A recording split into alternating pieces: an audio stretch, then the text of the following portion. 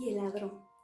Érase una vez, en una casa, vivía sola una pequeña niña, en un lugar muy lejano y muy alejado de la ciudad. Ella tenía su perrito. Su perrito siempre la cuidaba, era muy bravo. Un día, el perrito tuvo que ir en busca de comida y se fue. La niña se quedó sola. Y vaya sorpresa que se encontró, porque cuando estaba ingresando a su casa, se encontró con un ladrón fuerte y gruñón. Inmediatamente la niña se asustó mucho y se sorprendió al ver a una persona que ella no conocía. Entonces le preguntó: "¡Ah! ¿Quién eres tú? ¿Qué haces aquí? ¿Por qué estás dentro de mi casa?". El ladrón le dijo: "Niña, ¿qué crees que hago aquí?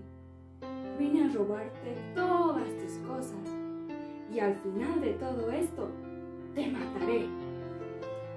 Entonces la niña, muy desconsolada, le dijo: "Señor ladrón, por favor, ¿será que antes de matarme pueda bailar y cantar?". El ladrón, muy sorprendido de la petición de la niña, le dijo: "¿Bailar y cantar? Bueno, si es lo que quieres". Después, la niña empezó a cantar y bailar. "Fue, careza, tú me careza".